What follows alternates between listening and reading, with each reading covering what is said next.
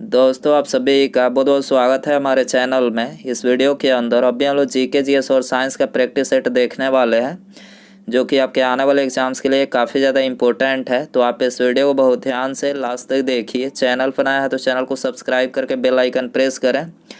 और ये total 40 question है। आप इनमें से कितने क्वेश्चन सही कर पाते हैं अपना स्कोर कमेंट बॉक्स में बता सकते हैं। तो चलिए शुरू करते हैं। देखिए यहाँ पर हमारा पहला क्वेश्चन दिया गया है, ताज़े पानी की सबसे बड़ी झील लेक सुपीरियर कहाँ स्थित है। तो देखिए करेक्ट आंसर ऑप्शन ए हो जाएगा। संयुक्त राज्य अमेरिका में जो है ये ताज़े पानी की सबसे बड़ी झील लेक सुपीरियर स्थित है।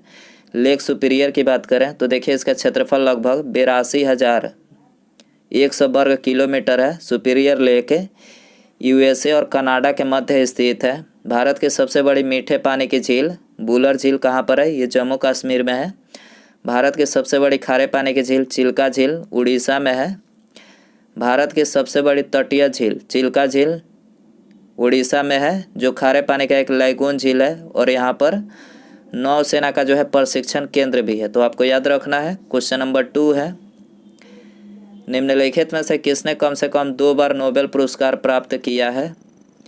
तो करेक्ट आंसर बी हो जाएगा, मैडम क्यूरी ने। ये कम से कम 2 बार जो है नोबेल पुरस्कार इन्होंने प्राप्त किया है। मैडम क्यूरी और उनके पति पियरे क्यूरी के साथ संयुक्त रूप से वर्ष 1903 में भौतिकी क्षेत्र में इनको नोबेल पुरस्कार मिला, तथा दूसरी बार 1911 में मैडम क्यूरी रसायन के क्षेत्र में रेडियम और पोलोनियम की खोज के लिए जो इनको नोबेल पुरस्कार दिया गया था। 2 बार दिया जा चुका है, पहली बार 1903 में और दूसरी बार जो है 1911 में। तो याद रखना है आपको।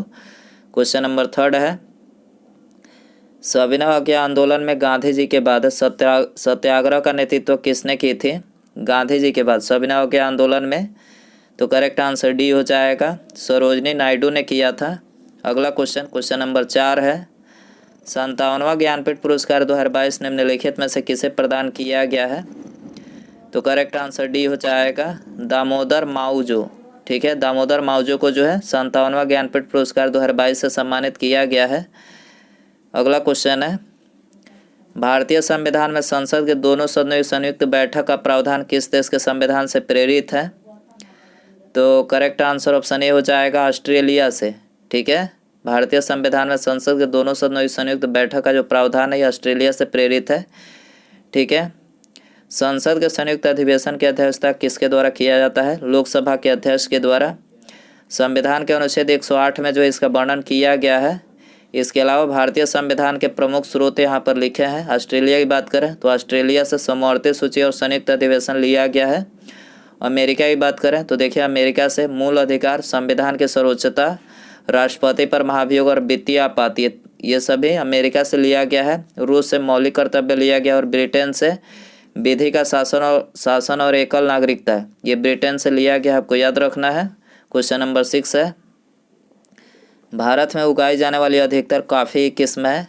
तो अधिकतर जो कॉफ़ी की किस्म है वो है अरेबिका। अरेबिका ये सबसे अधिकतर कॉफ़ी की किस्म उगाई जाती है भारत में, सी हो जाएगा। क्वेश्चन नंबर 7 है, किस योजना के अंतर्गत सरकार ने वह कृषि नीति बनाई जिसने हरित क्रांति का जन्म दिया।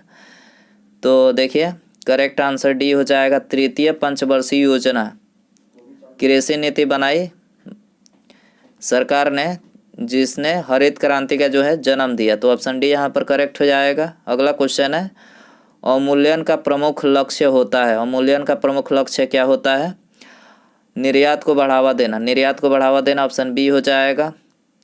भारत में अब तक जो है 3 बार रुपये का अवमूल्यन किया गया है। पहली बार 1949, दूसरी बार 1966 और तीसरी बार 1991 में किया गया था। रुपये का अवमूल्यन का उद्देश्य जानबूझकर अपनी मुद्रा का मूल्य कम करना विदेशी मुद्राओं की तुलना में, ताकि विदेशी अधिकतर खरीद सके और आयात को न्यूनतम किया जा सके। इसीलिए जो है भारत में मतलब अवमूल्यन किया जाता है। अगला क्वेश्चन नंबर 9 है, संरचनात्मक बेरोजगारी का कारण है। संरचनात्मक बेरोजगारी का क्या कारण है। करेक्ट आंसर डी हो जाएगा, अपर्याप्त उत्पादन क्षमता जो है ये संरचनात्मक बेरोजगारी का कारण है। क्वेश्चन नंबर 10 है, भारतीय संविधान ने भारत को किस प्रकार वर्णित किया है। तो देखिए करेक्ट आंसर बी हो जाएगा, एक राज्यों के संघ के रूप में। भारतीय संविधान भारत को एक राज्यों के संघ के रूप में वर्णित किया है। सरदार वल्लभ भाई पटेल की तुलना किससे की जाती है? तो करेक्ट आंसर डी हो जाएगा, बिस्मार्क से। सरदार वल्लभ भाई पटेल की तुलना बिस्मार्क से की जाती है। किसी वस्तु का पूंजी तथा उत्पादन का अनुपात किसका माप है? किसी वस्तु का पूंजी तथा उत्पादन का अनुपात किसका माप है? करेक्ट आंसर बी हो जाएगा, उत्पादन की प्रति इकाई में निविष्ट पूंजी राशि का अनुपात है। ठीक है, बी हो जाएगा। मौलिक अधिकारों को लागू करने के लिए रिट जारी की जाती है। तो देखिए करेक्ट आंसर सी हो जाएगा, उच्चतम न्यायालय के द्वारा। ठीक है, मौलिक अधिकारों को लागू करने के लिए जो रिट जारी की जाती है उच्चतम न्यायालय के द्वारा। मौलिक अधिकार के हनन होने पर उच्च न्यायालय एवं उच्चतम न्यायालय रिट जारी कर सकते हैं। उच्च न्यायालय मौलिक अधिकार के साथ अन्य प्रयोजनों के लिए अनुच्छेद 226 के अधीन 5 प्रकार के रिट जो है जारी कर सकता है, तथा उच्चतम न्यायालय केवल अनुच्छेद 32 के अधीन संवैधानिक उपचार के भाग 3 तक सीमित है। अर्थात मौलिक अधिकार के हनन होने पर उच्चतम न्यायालय 5 प्रकार के जो है रिट जारी कर सकते हैं। तो याद रखना है आपको। अगला क्वेश्चन देखते हैं, क्वेश्चन नंबर 14 है, भारतीय अक्षय ऊर्जा दिवस या नवीकरणीय ऊर्जा दिवस प्रत्येक वर्ष की स्थिति को मनाया जाता है। भारतीय अक्षय ऊर्जा दिवस तथा नवीकरणीय ऊर्जा दिवस प्रत्येक वर्ष की स्थिति को मनाया जाता है। करेक्ट आंसर डी हो जाएगा, 20 अगस्त को मनाया जाता है। अगला क्वेश्चन, क्वेश्चन नंबर 15 है, गांधी इन चंपारण पुस्तक के लेखक कौन है? करेक्ट आंसर बी हो जाएगा, दीनानाथ गोपाल तेंदुलकर। गांधी इन चंपारण पुस्तक दीनानाथ गोपाल तेंदुलकर के द्वारा लिखा गया है। अगला क्वेश्चन है, निम्नलिखित देशों में से किस देश में तकला मकान मरुस्थल स्थित है? तकला मकान मरुस्थल कहाँ पर है? तो देखिए यह है चाइना में। चाइना में ऑप्शन बी हो जाएगा। अगला क्वेश्चन, क्वेश्चन नंबर 17 है, मानचित्र बनाने के विज्ञान को कहते हैं, मानचित्र बनाने के विज्ञान को क्या कहते हैं? कार्टोग्राफी। कार्टोग्राफी ऑप्शन ए यहाँ पर हो जाएगा। अगला क्वेश्चन, क्वेश्चन नंबर 18 है, इंसान का जन्म सबसे पहले किस देश में हुआ? Very important question. तो देखिए इंसान का जन्म सबसे पहले जो है अफ्रीका देश में हुआ। अफ्रीका ऑप्शन सी हो जाएगा। अगला क्वेश्चन, क्वेश्चन नंबर 19 है, भारत में अब तक कितनी बार नोटबंदी हुई है? ये भी वेरी इंपॉर्टेंट क्वेश्चन है। तो देखिए अब तक जो है अवमूल्यन दूसरी चीज़ है और ये नोटबंदी दूसरी, एक ही मत समझ लीजिएगा। ठीक है, तो भारत में अब तक जो है 3 बार नोटबंदी की जा चुकी है और अवमूल्यन भी 3 बार किया जा चुका है। तो याद रखना है 3 बार नोटबंदी हुई है। कब कब हुई है? 2016 में, आप सभी को पता ही है। 1946 और 1978 में नोटबंदी किया जा चुका है पहली बार। भारत में सन 1938 में 1000 और 1000, 5000 और 10,000 के नोट जारी किए गए थे, लेकिन जनवरी 1946 में अंग्रेज सरकार डीमोनेटाइजेशन का फैसला लिया और इन नोटों को अचानक बंद कर दिया। ठीक है, तो 1946 में पहली बार। दूसरी बार की बात करें तो 1978 में नोटबंदी हुई थी। उस समय मोरारजी देसाई सरकार ने नोटबंदी का फैसला लागू किया था। उस दौरान भी 1000, 5000 और 10,000 रुपये के नोट बंद किए गए थे। और तीसरी बार नोटबंदी आप सभी को पता ही है 8 नवंबर 2016 को हुई थी। प्रधानमंत्री श्री नरेंद्र मोदी जी ने इस दौरान 500 और 1000 रुपये के नोट बंद किया था। प्रधानमंत्री नरेंद्र मोदी ने रात 8 बजे टेलीविज़न पर ऐलान कर दिया कि 500 और 1000 रुपये के जो नोट हैं आज के बाद नहीं चलेंगे। तो आपको याद रखना है 3 बार नोटबंदी हुई है अपने देश भारत में अब तक। मुद्रास्फीति के अंतर्गत मुद्रा का मूल्य घटता है। याद रखना है मुद्रा का मूल्य घटता है। अगला क्वेश्चन है, IMF की पूंजी किसके योगदान से बनती है? IMF की पूंजी किसके योगदान से बनती है? सदस्य राष्ट्र के योगदान से बनती है। ठीक है, सी हो जाएगा। अंतर्राष्ट्रीय मुद्रा कोष की स्थापना 1944 के ब्रेटन वुड्स सम्मेलन में हुई थी तथा 27 दिसंबर 1945 को प्रभावी हुआ। इसमें 190 देश शामिल है। IMF का मुख्यालय पूछा जाए वाशिंगटन DC में स्थित है। राष्ट्रीय कृषि अनुसंधान प्रबंधन अकादमी कहाँ स्थित है? राष्ट्रीय कृषि अनुसंधान प्रबंधन अकादमी कहाँ पर है? यह है हैदराबाद में। हैदराबाद बी हो जाएगा।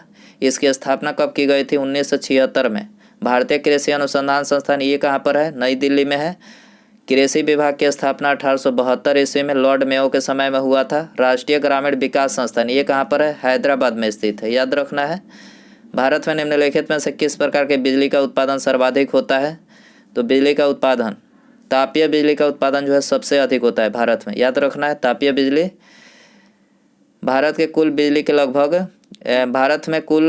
भारत के कुल बिजली में लगभग 67% बिजली तापीय ऊर्जा से प्राप्त होता है। भारत में कोयले से सबसे अधिक बिजली प्राप्त किया जाता है। कोयले को काला हीरा कहा जाता है।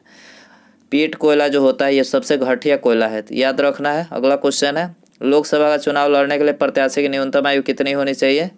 लोकसभा का चुनाव 25 वर्ष होनी चाहिए प्रत्याशी की उम्र, सी हो जाएगा। राज्यसभा और विधानसभा का चुनाव लड़ने के लिए न्यूनतम आयु 30 वर्ष है। विधानसभा के उम्मीदवार के लिए न्यूनतम आयु जो है 25 वर्ष। राज्यपाल, राष्ट्रपति और उपराष्ट्रपति पद के लिए आयु न्यूनतम कितनी रखी गई है?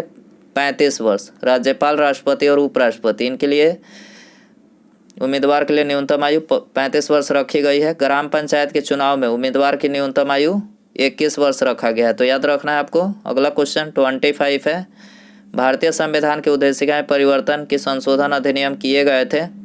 उद्देशिका यानी प्रस्तावना की बात की जा रही है, तो 42वें संविधान संशोधन 1976 के द्वारा किया गया था, तो सी हो जाएगा। इसमें 3 शब्द जोड़े गए थे प्रस्तावना में, समाजवादी, धर्मनिरपेक्ष और अखंडता, ठीक है। तो 42वें संशोधन 1976 के द्वारा इसमें संशोधन किया गया था। एलोरा में गुफाएं और शैलकृत मंदिर है। एलोरा में गुफाएं और शैलकृत मंदिर है, तो ये हिंदू, बौद्ध और जैनों का है। हिंदू, बौद्ध और जैनों का है, डी हो जाएगा। दोस्तों वीडियो पसंद आ रहा है तो प्लीज़ वीडियो को लाइक जरूर कर दें। दोस्तों चैनल पर नया है तो चैनल को सब्सक्राइब करके बेल आइकन प्रेस करें, ठीक है। अगला क्वेश्चन है, अकबर के दरबार में सबसे प्रसिद्ध संगीतकार तानसेन का मूल नाम था। तानसेन का मूल नाम बताना है इसमें, तो करेक्ट आंसर सी हो जाएगा, रामतनु पांडे। रामतनु पांडे तानसेन का मूल नाम था। 1857 के विद्रोह के दौरान भारत का गवर्नर जनरल कौन था? तो देखिए उस समय जो भारत का गवर्नर जनरल था वो था lord Canning. Lord Canning, B हो जाएगा।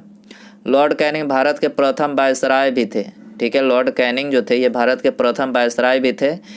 1857 के विद्रोह के समय ब्रिटेन का प्रधानमंत्री विस्कॉट पाम स्टर्न था, याद रखना है। 10 मई सन 1857 को मेरठ से सैनिकों ने विद्रोह किया, जिसे भारत का प्रथम स्वतंत्रता संग्राम माना जाता है, याद रखना है। महात्मा बुद्ध किस वंश से संबंधित थे? तो करेक्ट आंसर सी हो जाएगा, शाक्य वंश से। महात्मा बुद्ध शाक्य वंश से संबंधित थे। निम्नलिखित में से किसको सूर्य की ऊर्ध्वाधर किरणें कभी भी नहीं मिलेगी? सूर्य की ऊर्ध्वाधर किरणें किसको नहीं मिलेगी? कभी नहीं मिलेगी, श्रीनगर को नहीं मिलेगी, ठीक है। डी हो जाए, क्यों नहीं मिलेगी? देखिए सूर्य की ऊर्ध्वाधर किरणें उन्हीं स्थानों या क्षेत्रों को मिलती है जिसकी स्थिति ग्लोब पर 23.5 डिग्री नॉर्थ से 23.5 डिग्री साउथ अक्षांशों के बीच होती है, उन्हीं को मिलती है। और श्रीनगर 23.5 डिग्री नॉर्थ अक्षांश के उत्तर में स्थित है, जिसके कारण उसे ऊर्ध्वाधर किरणें प्राप्त नहीं हो सकती है। श्रीनगर कहाँ पर है? झेलम नदी के किनारे अवस्थित है, याद रखना है। निम्नलिखित में से कौन सा संसाधन अजैव और नवीकरणीय है? अजैव और नवीकरणीय कौन सा संसाधन है? जल है, जल, सी हो जाएगा। अगला क्वेश्चन है, भारत की किस नदी को वृद्धगंगा कहा जाता है? करेक्ट आंसर बी हो जाएगा, गोदावरी नदी को जो है वृद्धगंगा कहा जाता है। अगला क्वेश्चन है, अंडमान द्वीप समूह और निकोबार द्वीप समूह निम्नलिखित में से किसके द्वारा एक दूसरे से अलग किए गए हैं? तो अंडमान और निकोबार द्वीप समूह जो है ये 10 डिग्री चैनल से पृथक किए गए हैं, ऑप्शन ए हो जाएगा। अगला क्वेश्चन है, कंप्यूटर के लिए आईसी चिप आमतौर पर बनाए जाते हैं, किसके बनाए जाते हैं? सिलिकॉन के बनाए जाते हैं, बी हो जाएगा। मार्च 2022 में जमशेदपुर में आयोजित सैफ अंडर-18 महिला फुटबॉल चैंपियनशिप किसने जीता है? तो करेक्ट आंसर बी हो जाएगा, भारत ने, ठीक है। मार्च 2022 में जमशेदपुर में आयोजित सैफ अंडर-18 महिला फुटबॉल चैंपियनशिप किसने? भारत ने जीता है। मार्च 2022 में किसे एबेल पुरस्कार 2022 दिया गया है? एबेल पुरस्कार 2022 तो ये दिया गया है डेविड पार्नेल सुलिवन को। डेविड पार्लेन सुलिवन को दिया गया है, सी हो जाएगा। पंचायती राज सम्मिलित किया गया है, पंचायती राज सम्मिलित किया गया है राज्य सूची में, राज्य सूची में किया गया है, बी हो जाएगा। पृथ्वी के वायुमंडल की कौन सी परत रेडियो तरंगों को पृथ्वी के पृष्ठ पर परावर्तित करती है? पृथ्वी के वायुमंडल की कौन सी परत रेडियो तरंगों को पृथ्वी के पृष्ठ पर परिवर्तित करती है?